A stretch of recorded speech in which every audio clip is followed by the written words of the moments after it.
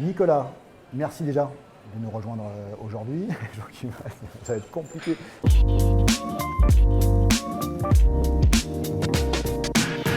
Nicolas, merci de nous avoir rejoints aujourd'hui. J'ai une première question assez simple. Quelle était. Alors, moi, j'ai dit un mot problématique. Je crois que vous allez employer un autre mot que le mot problématique de départ. De contexte. De contexte, pourquoi on va avoir une boîte de communication du jour au lendemain, c'est bien lié à un contexte, pas lié à une problématique.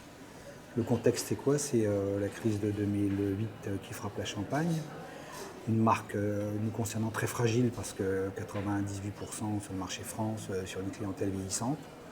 Donc voilà, choc nucléaire, on va dire, puisque c'est presque moins 50% des ventes en 2 ans. Donc il faut réagir. C'est énorme. C'est énorme, il faut réagir. Il y a 2 choix pour réagir dans la structure dans laquelle on est. C'était soit on faisait moins de volume et on travaillait moins samedi et dimanche, soit on maintenait le volume et on allait voir les marchés à l'extérieur. C'était le choix de notre conseil d'administration. Donc, premier salon international 2009. 2009, on va au Danemark. Il y avait essentiellement des vins français, quelques espagnols et 4 champagnes. Et que des pros, cavistes, importateurs, distributeurs. Et au bout de 4 heures, très vite, on a constaté avec mon collègue que les gens ils venaient nous demander si on avait des cartes blanches ou des cartes noires.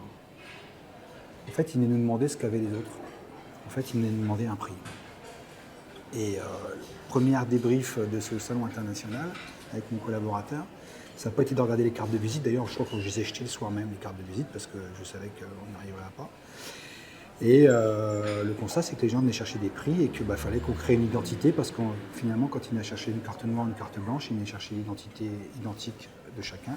Et que à partir de là, on ne pouvait pas créer de valeur, on ne pouvait pas créer d'histoire, on ne pouvait pas créer d'image. C'était le déclic. C'était le déclic. Donc le contexte est posé. Quelles ont été les premières prestations que vous avez prises à l'agence? Première prestation, ça a été d'écrire les choses. Il n'y avait pas de liste de prestations à l'époque chez Cibio. À l'époque, c'était... On a posé un diagnostic. On a posé un diagnostic, on a défini un échéancier. Et donc, la première étape, c'était de se déshabiller, on va dire.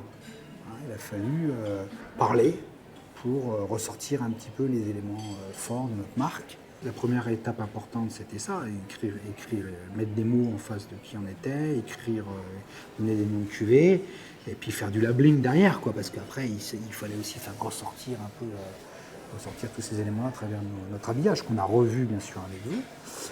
Et dans la foulée, on ne pouvait pas se passer non plus de retravailler sur notre packaging, puisque carton, coffret de vin ont été refaits. Est-ce que le résultat est en adéquation par rapport à l'investissement? On a déjà un petit peu parlé, mais plus précisément, ça fait 10 ans maintenant. Aujourd'hui, on est fiers de dire que ça paye. Là, on a passé le cap mythique, quand j'en parle autour de moi, des 15 € hors taxe en mix-produit. Quand je parle de ça à des collègues, des collègues RM, c'est à 15,05 € en mix-produit, chapeau bas, oui, on y est, ça y est. Sur 80 000 bouteilles. Et on est passé de 11,50 à 15,05 € en une petite dizaine d'années, On est peut-être un peu moins, on était près de 11 à l'époque. Donc voilà, quelques chiffres. Donc on parle quand même de 4 € hors taxe. Voilà. Et c'est aujourd'hui 42% à l'export. 42% à l'export, ça reste en France, Et surprenant, c'est que toute cette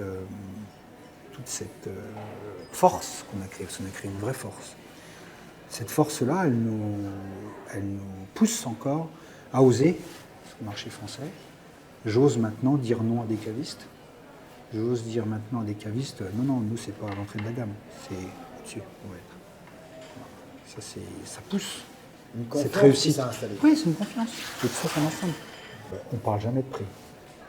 Quand je pars à l'export, je pars à l'international, je pars en tant que chef de cave, je pars pour présenter la gamme, je pars pour confirmer tout le marketing et le packaging qui est autour de la marque, je pars pour confirmer le storytelling, je ne parle jamais de prix, jamais. c'est après. C'est comme ça qu'on valorise un produit. C'est comme ça qu'on valorise un produit. Et quand on me parle du prix, arrivé à 52 ans, je suis atteint de surdité, quoi, donc je réponds pas. Ça va encore. Ça va encore.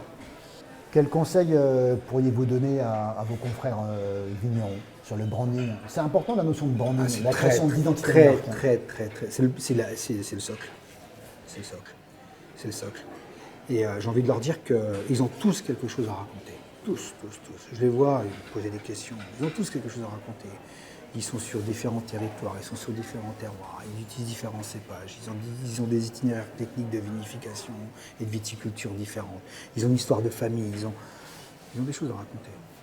Ils ont des choses à raconter et ils ne le savent pas. En tout cas, pour eux, ça paraît évident. Pour terminer, est-ce qu'il y aurait un mot qui résumerait bien l'agence, qui nous sommes? Écoute. On va finir là-dessus. On finit là-dessus. Merci Nicolas. Merci.